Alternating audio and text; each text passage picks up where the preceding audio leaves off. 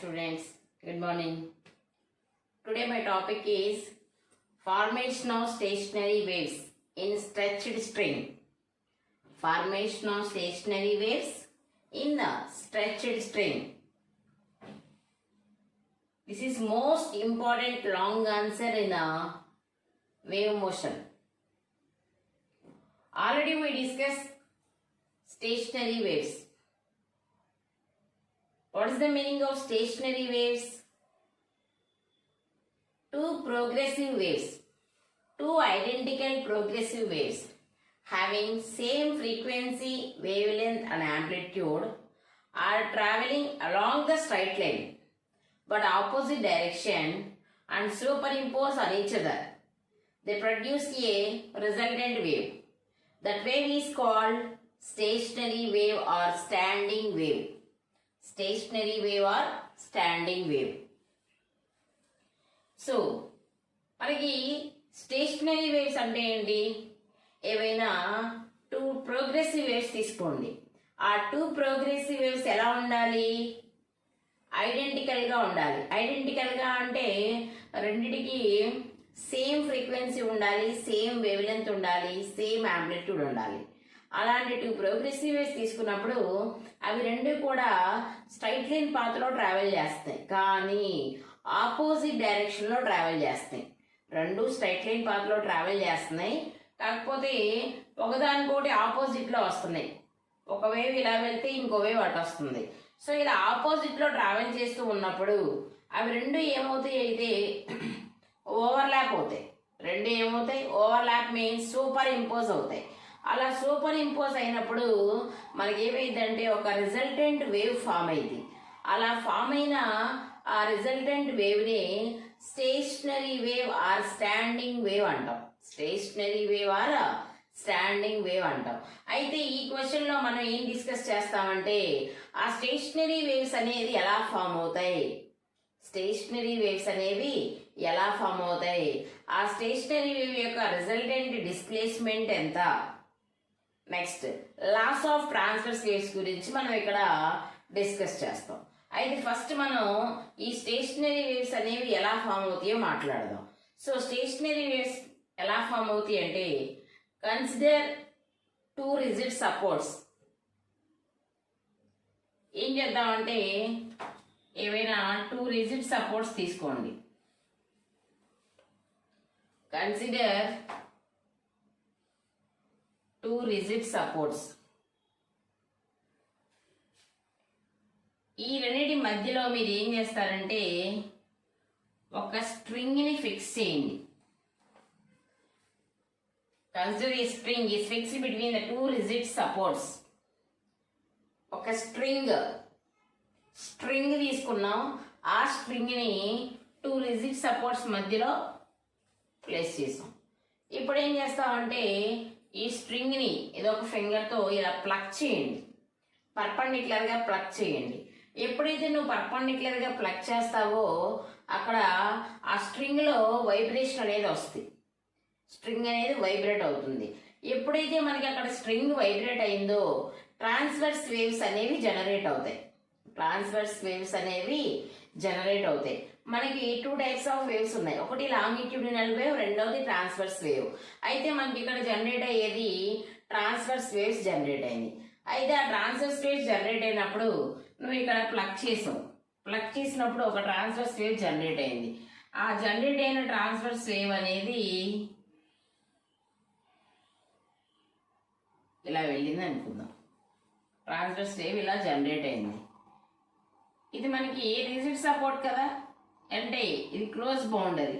ఇక్కడ వెళ్ళిన ఈ వేవ్ అనేది ఏం చేస్తుంది, ఇక్కడ ఇలా రిఫ్లెక్ట్ అవుతుంది.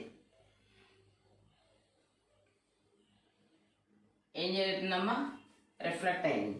అంటే ఇక్కడ ఏం జరుగుతుందంటే from the point of excitation నువ్వు ఎక్కడైనా ప్లగ్ చేయి.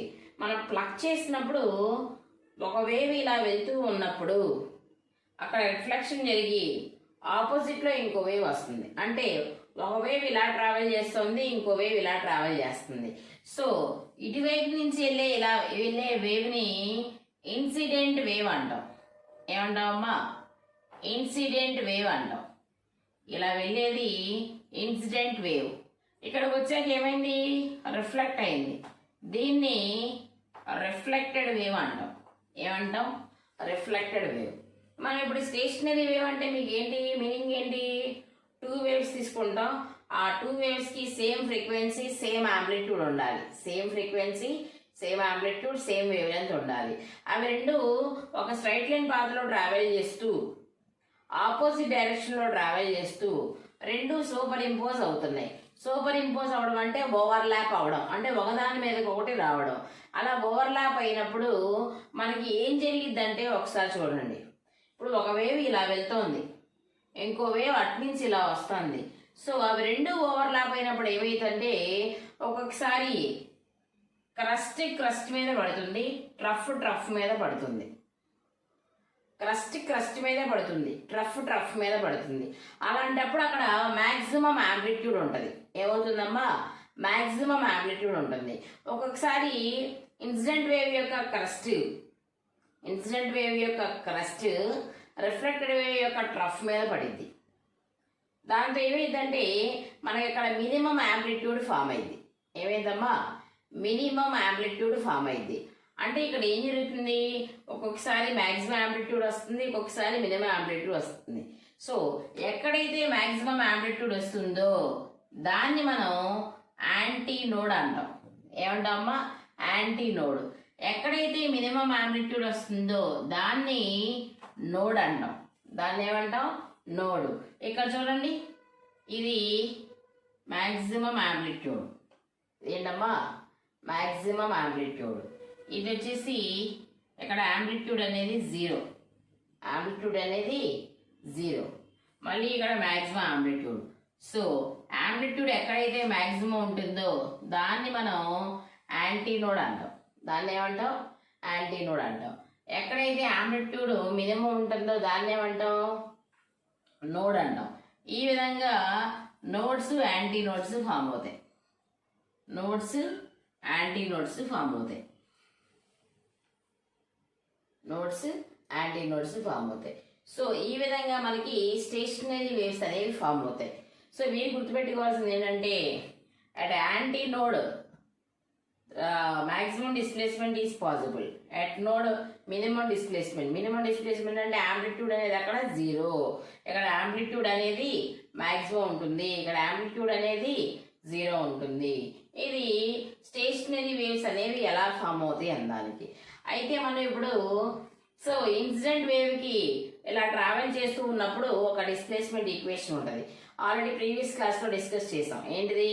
The displacement of the progressive wave అని చెప్పి. సో ఇలా వెళ్తున్న ఇన్సిడెంట్ వేవ్ యొక్క డిస్ప్లేస్మెంట్కి ఒక ఈక్వేషను, అటు నుంచి వస్తున్న రిఫ్లెక్టెడ్ వేవ్కి ఒక ఈక్వేషన్ రాద్దాం. సో ఫస్ట్ ఇన్సిడెంట్ వేవ్కి ఒక ఈక్వేషన్ రాద్దాం. Incident wave, the displacement of the incident wave y1 is equal to a sin kx minus omega t. ఇలా వెళ్తోంది incident wave. So y1 equal to a sine kx minus omega t. అటు నుంచి reflected wave వస్తుంది, దాని యొక్క displacement ఎంత? y2 is equal to a sine kx plus omega t. ఎందుకని plus వచ్చింది? ఇక్కడ ఆపోజిట్ డైరెక్షన్లో వస్తుంది కాబట్టి ప్లస్ వస్తుంది. So y1 equal to a sine kx minus omega t, y2 equal to a sine kx plus omega t. These two are displacements of the incident wave and reflected wave. అయితే ఇవి రెండు ఏం చేస్తాయి? మా stationery wave form అవ్వాలంటే రెండు super impose అవుతున్నాయి. So రెండు అలా సూపర్ ఇంపోజ్ అవడం వల్ల మనకి రిజల్టెంట్ వేవ్ ఫామ్ అవుతుంది. ఇప్పుడు ఆ రిజల్టెంట్ వేవ్ యొక్క డిస్ప్లేస్మెంట్ ఫైండ్ అవుట్ చేయాలి. రిజల్టెంట్ వేవ్ యొక్క డిస్ప్లేస్మెంట్ అనేది ఫైండ్ అవుట్ చేయాలి. So according to the superposition principle, the displacement of the resultant wave is equal to the sum of the individual displacements of the individual waves. So according to the superposition principle, the displacement of the resultant wave y is equal to formula ఏంటి? y1 plus y2. So y is equal to y1 ఎంత? a sin kx minus omega t plus y2 ఎంత a sin kx plus omega T. రెండిట్లో A common తీద్దాం. A common తీస్తే sin kx minus omega tea plus sin kx plus omega T. y is equal to A. ఇది ఏ మోడల్లో ఉంది? sin a minus B plus sin a plus B. sin a minus B plus sin a plus B. So దానికి మనకి మ్యాథమెటిక్స్లో ఒక formula ఉంది. ఏంటిది? 2 sin a cos b. 2 sin a అంటే kx, cos b అంటే omega tea. So y is equal to A లోపల తీసుకెళ్తే 2a sin kx cos omega tea. So మనకి డిస్ప్లేస్మెంట్ ఈక్వేషన్ ఫైండ్ అవుట్ చేసినప్పుడు ఇన్ టర్మ్స్ ఆఫ్ సైన్ అన్నా ఉండాలి, in terms of cos అన్నా ఉండాలి. మనకి ఇక్కడ ఏంటంటే ఇవి కాన్స్టెంట్ కాబట్టి సైన్ని కాన్స్టెంట్గా తీసుకుందాం, కాస్ అనేది వేరియబుల్గా తీసుకుందాం.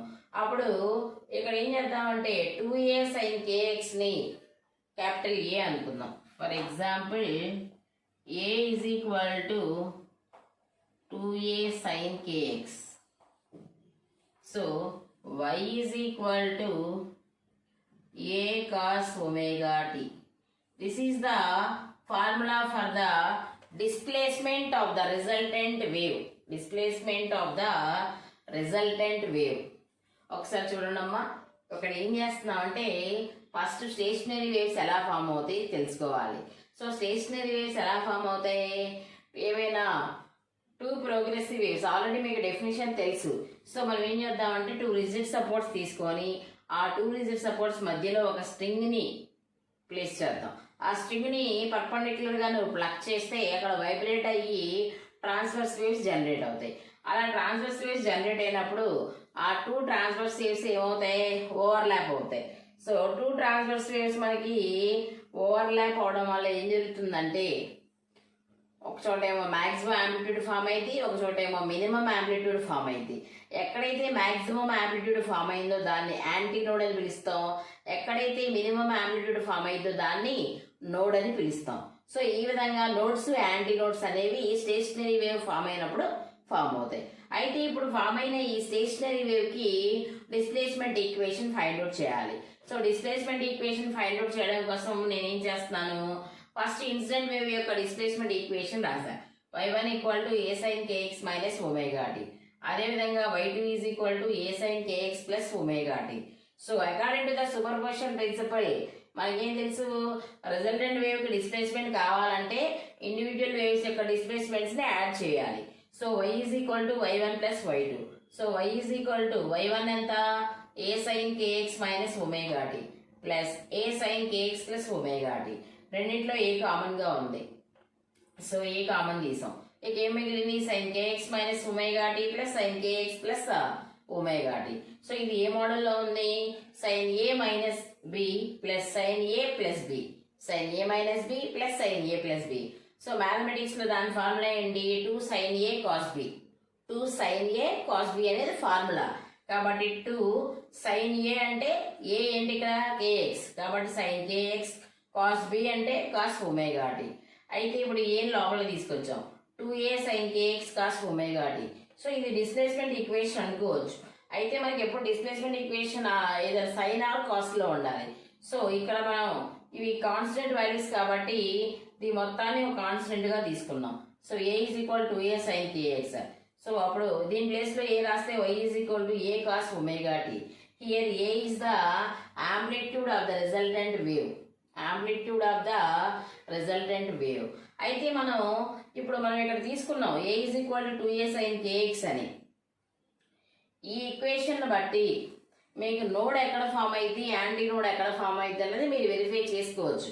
ఎందుకని? A means amplitude of the resultant wave. Amplitude of the resultant wave. So అంటే నోడ్ ఫామ్ అవ్వాలంటే ఆంప్లిట్యూడ్ 0 అవ్వాలి. నోడ్ ఫామ్ అవ్వాలంటే కంపల్సరీ ఆంప్లిట్యూడ్ 0 అవ్వాలి. యాంటీ నోడ్ ఫామ్ అవ్వాలంటే ఆంప్లిట్యూడ్ కంపల్సరీ మ్యాక్సిమం ఉండాలి.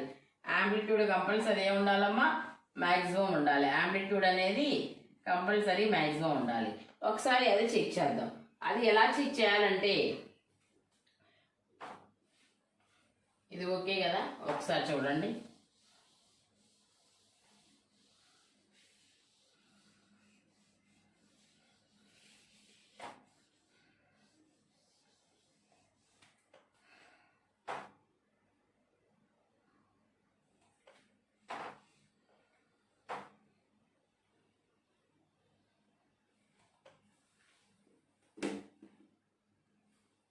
జనరల్గా ఆల్రెడీ నేను చెప్పుకున్నాం, వేవ్ అంటే ఒక క్రస్ట్ ఒక ట్రఫ్ ఉండాలి. అప్పుడు అది వేవ్ లెంత్ ల్యాండా, వేవ్ లెంత్ ల్యాండా. సో ఇక్కడ నుంచి ఇక్కడ వరకు ల్యాండా, ఇక్కడ నుంచి ఇక్కడ వరకు ల్యాండా అంటే 1 లూప్ వచ్చేసి ఏమైంది, λ/2 అవుతుంది. వీటిని లూప్ అనొచ్చు లేదా సెగ్మెంట్ అనొచ్చు. సో క్రస్ట్ ట్రఫ్, ఇక్కడికి లాండా, ఇందులో హాఫ్ ఏంటి λ/2, మళ్ళీ ఇందులో హాఫ్ ఏంటి λ/4. మనం ఒక లూప్ తీసుకుంటే, ఒక లూప్ లేదా 2 లూప్స్ తీసుకోండి. ఇక్కడ వరకు లాండా, ఇదేమవుతుంది λ/2, ఇదేమవుతుంది λ/4. సో ఆ విధంగా మనం ఇక్కడ రాద్దాం. సో ఇవి చాలా ఇంపార్టెంట్. డయాగ్రామ్లో ఇది తెలిస్తేనే మీకు నెక్స్ట్ క్వశ్చన్స్ అర్థమవుతాయి. ఇది λ/4, ఇది λ/2, ఇదేమవుతుంది 2λ/2. 2 క్యాన్సిల్ అయితే వచ్చేది లాండానే కదా. సో ఇదేమవుతుంది 3λ/2, 4λ/2. ఇక్కడ ఇది 5λ/2 వస్తుంది. ఇది చూడండి, ఫస్ట్ ఒక హాఫ్ λ/4, ఇంకో హాఫ్ 2λ/4, ఇంకో హాఫ్ 3λ/4. సో ఇక్కడికి వచ్చేలోపు ఎంత 3λ/4, ఇది 4λ/4. మళ్ళీ ఒక హాఫ్ వచ్చేసి ఎంత 5λ/4, మిగిలిన హాఫ్ 6. ఎక్కడికి వచ్చేలోపు 7λ/4, 8. ఎక్కడికి వచ్చేలోపు 9λ/4. ఇప్పుడు మనం నోడు యాంటీ నోడు ఫామ్ అవుతుంది. ఎక్కడెక్కడ ఫామ్ అవుతాయో చూద్దాం. అట్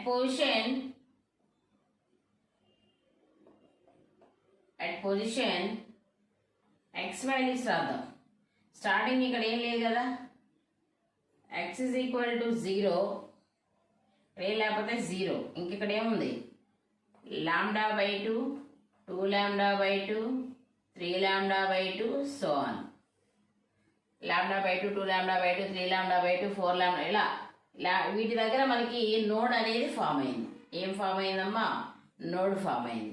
అదే ఎక్స్ ఈజ్ ఈక్వల్ టు ఇక్కడ ఎంత λ/4, 3λ/4, 5λ/4, 7λ/4, అలా 9λ/4, so on. Antinode is formed. So node ఎక్కడ ఫామ్ అవుతుంది, యాంటీ నోడ్ ఎక్కడ ఫామ్ అవుతుంది అలా చూడాలి. నోడ్ ఎక్కడెక్కడ ఫామ్ అవుతుంది, ఎక్స్ ప్లేస్లో 0, λ/2, 2λ/2, 3λ/2 ఇలా చూసుకుంటూ వెళ్తే మనకి వీటి దగ్గర నోడ్ ఫామ్ అయింది. యాంటీ నోడ్ ఫామ్ అవ్వాలంటే ఎక్స్ వాల్యూ ఎంత ఉండాలి, λ/4, 3λ. ఫర్ ఎగ్జాంపుల్కి ఒకటి చూద్దాం. మనం ఇందాక amplitude a is equal to ఏమనుకున్నాం, 2a sin kx అనుకున్నాం. 2a sin k. First X ప్లేస్లో ఎంత పెడదామమ్మా, 0 పెట్టండి. 0 పెట్టాం. k ఇంటూ 0 0 అంటే sin 0. sin 0 వాల్యూ ఎంత 0. 0 ఇంటూ సంథింగ్ 0 అంటే యాంప్లిట్యూడ్ 0 అయింది. యాంప్లిట్యూడ్ 0 అయితే అక్కడ ఏం ఫామ్ అవ్వాలి, నోడ్ ఫామ్ అవ్వాలి. సో మనకి ఫామ్ అయింది నోడే కదా. నెక్స్ట్ ఇది చూద్దాం. X is equal to λ/2. So x ప్లేస్లో λ/2 రాద్దాం. అయితే వీ నో దట్ k అంటే మనకేం తెలుసు, 2π/λ. k అంటే ఏంటమ్మా 2π/λ. ఎక్స్ ఎంత తీసుకుంటున్నాము, λ/2 తీసుకుంటున్నాం. λ క్యాన్సిల్, 2 క్యాన్సిల్. ఎంత వచ్చింది మనకి 2a sin pi, 2a sin pi. sin pi అంటే sin 180. sin 180 ఎంత 0. 0 into something 0 అంటే ఆంప్లిట్యూడ్ ఏమైంది 0. So x is equal to lambda by 2 తీసుకుంటే ఆంప్లిట్యూడ్ 0 అంటే ఎక్కడైతే నీకు ఆంప్లిట్యూడ్ 0 అవుతుందో అక్కడ కంపల్సరీ నోడ్ అనేది ఫామ్ అయింది. కంపల్సరీ నోడ్ అనేది ఫామ్ అయింది. అదేవిధంగా యాంటీ నోడ్కి ఒక ఎగ్జాంపుల్ తీసుకుందాం. సో నీ యాంటీ నోడ్ ఎక్కడెక్కడ ఫామ్ అవుతుంది అన్నాడు లాంబ్డా బై 4 అన్నాడు. సో 2a sin k అంటే ఎంత 2 బై లాంబ్డా ఇంటూ ఎక్స్ ప్లేస్లో ఎంత పెడదాం లాంబ్డా బై 4 పెడదాం. Lambda by 4 lambda lambda cancel 2 4లో 2 times అంటే నీకు ఇక్కడ ఎంత వచ్చింది 2a sin pi by 2. sin pi by 2 అంటే sin 90. sin 90 value 1 into 2a 2a అంటే ఆంప్లిట్యూడ్ కంపల్సరీ వాల్యూ వచ్చింది కదా. సో మనకి ఇక్కడ ఏం చెప్పచ్చు ఆంప్లిట్యూడ్ 0 అయినప్పుడు నోడ్ ఫామ్ అయింది. ఆంప్లిట్యూడ్ మ్యాక్సిమం అయినప్పుడు యాంటీ నోడ్ ఫామ్ అయింది. ఈ విధంగా స్టేషనరీ వేవ్స్ ఫామ్ అయినప్పుడు నోడ్స్ యాంటీ నోడ్స్ ఫామ్ అవుతాయి. నోడ్స్ అనేవి ఎక్స్ ప్లేస్లో ఎంత తీసుకున్నప్పుడు నోడ్స్ ఫామ్ అవుతాయి 0 lambda by 2 2 lambda by 2 3 lambda by 2 so on. అదే x is equal to lambda by 4 3 lambda by 4 5 lambda by 4 7 lambda by ఇవన్నీ ఇంత తీసుకున్నప్పుడు నీకు యాంటీ నోడ్ అనేది ఫామ్ అవుతుంది. అది కరెక్టా కాదా అని తెలుసుకోవడం కోసం మనం ఇక్కడ చెక్ చేసుకోవచ్చు. ఇదేంటంటే మనకి స్టేషనరీ వేవ్ ఫామ్ అయినప్పుడు రిజల్టెంట్ వేవ్ కి డిస్ప్లేస్మెంట్ ఈక్వేషన్ ఫైండ్ అవుట్ చేయడం. నెక్స్ట్ నోడ్స్ యాంటీ నోడ్స్ ఎక్కడ ఫామ్ అవుతాయి అన్న తెలుసుకోవడం. నెక్స్ట్ వచ్చేసి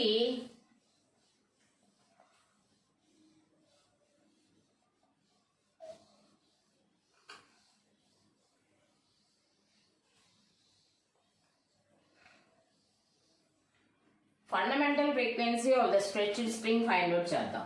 సో ఫండమెంటల్ మోడ్లో వైబ్రేట్ అయినప్పుడు స్ట్రింగ్ ఫండమెంటల్ ఫ్రీక్వెన్సీకి ఫార్ములా డెరైవ్ చేద్దాం. అయితే దీనికి ఏం చేద్దామంటే ఏదైనా 2 రిజిడ్ సపోర్ట్స్ తీసుకోండి. 2 రిజిడ్ సపోర్ట్స్ తీసుకోండి. ఈ 2 రిజిడ్ సపోర్ట్స్ మధ్యలో ఒక స్ట్రింగ్ని ఫిక్స్ చేయండి. 2 రిజిడ్ సపోర్ట్స్ మధ్యలో ఏం చేయాలమ్మా స్ట్రింగ్ని ఫిక్స్ చేయండి. స్ట్రింగ్ని ఫిక్స్ చేసి మనం స్ట్రింగ్ అనేది ఫండమెంటల్ మోడ్లో వైబ్రేట్ అయింది అనుకుందాం.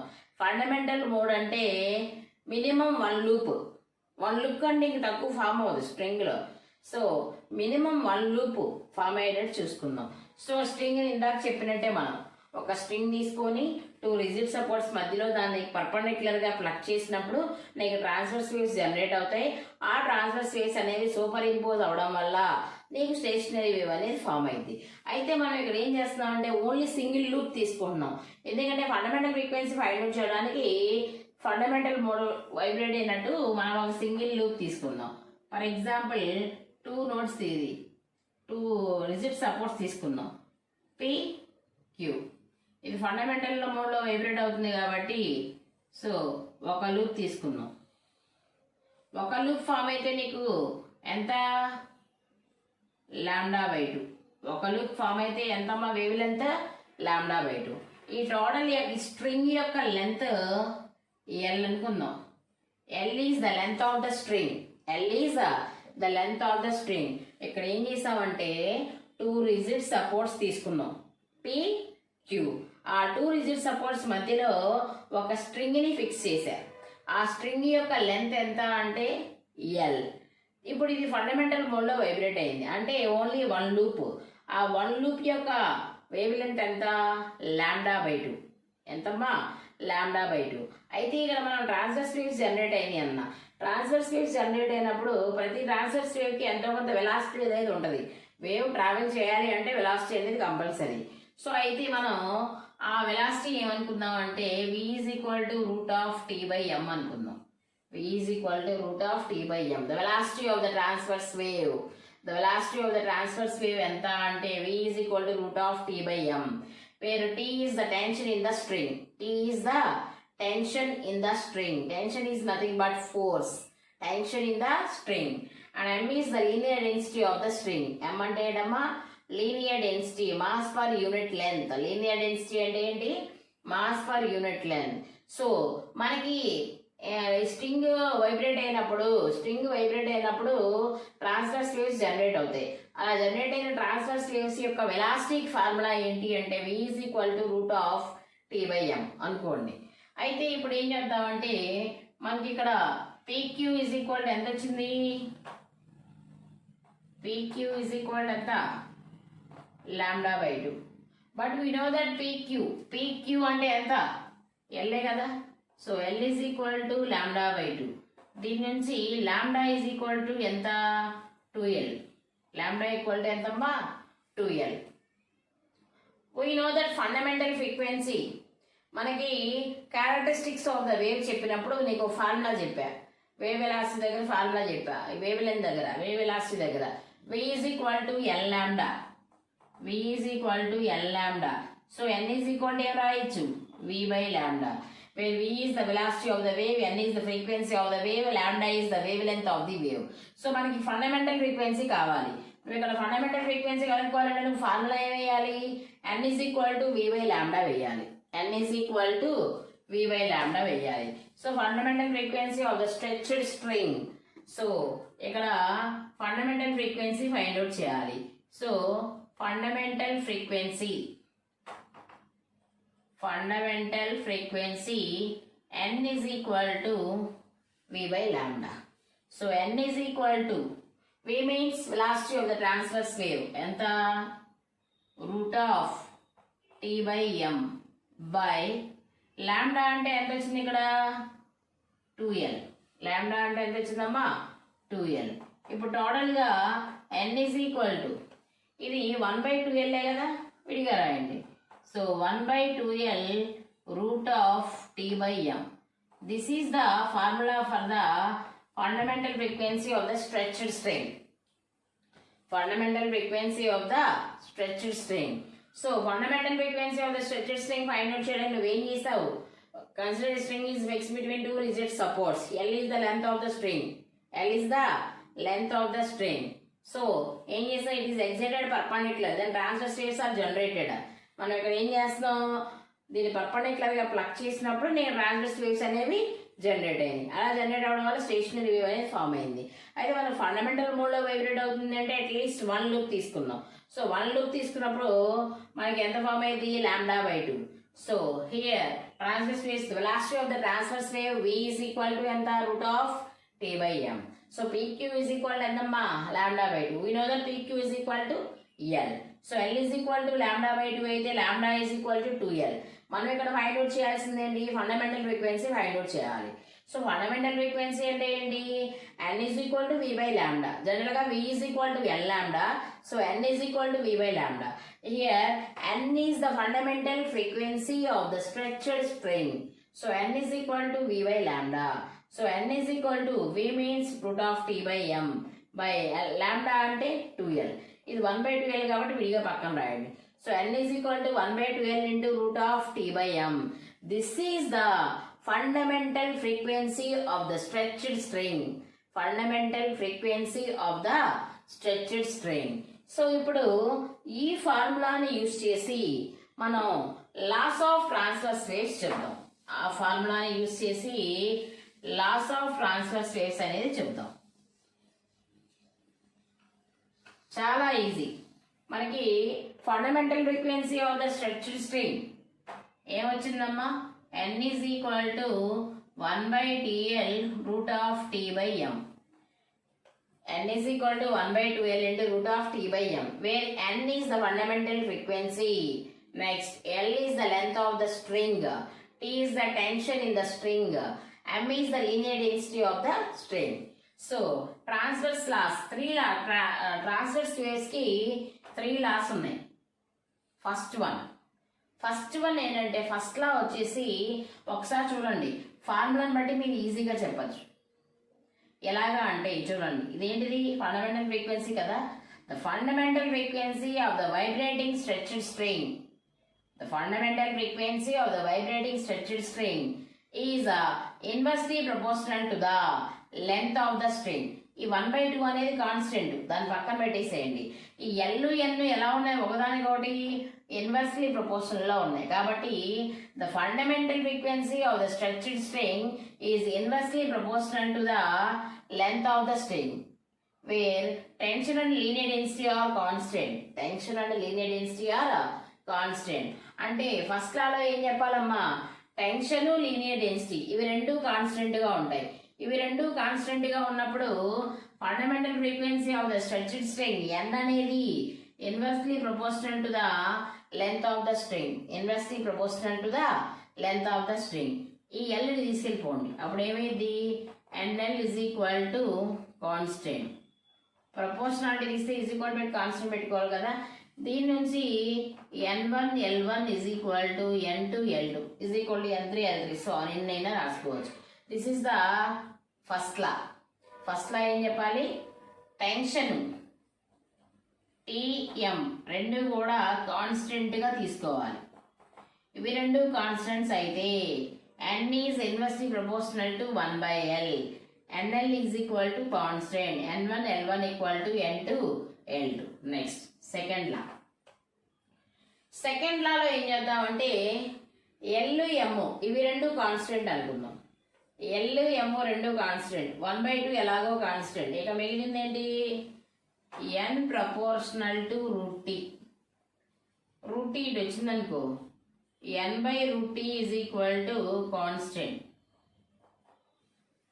దీని నుంచి ఇంకేం రాయొచ్చు, n1/√t1 is equal to n2/√t2. Problems అప్పుడు ఉపయోగపడతాయి.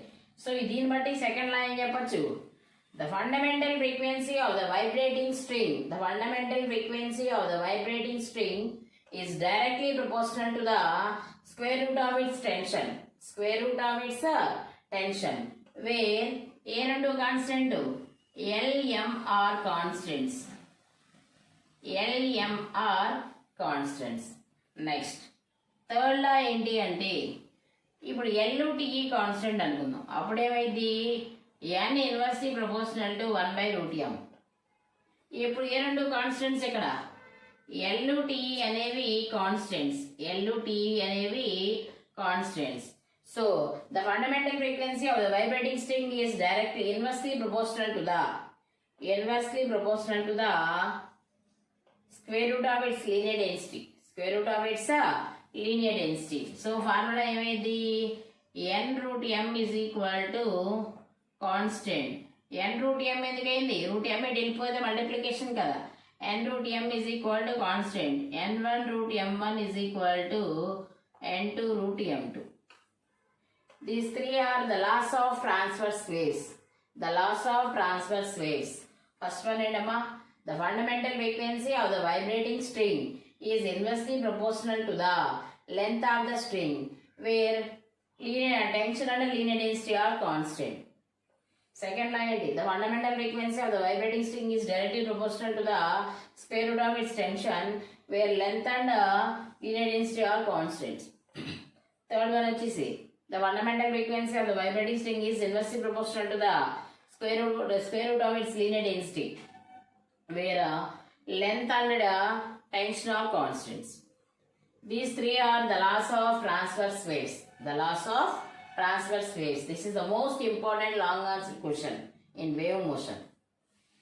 Okay, thank you.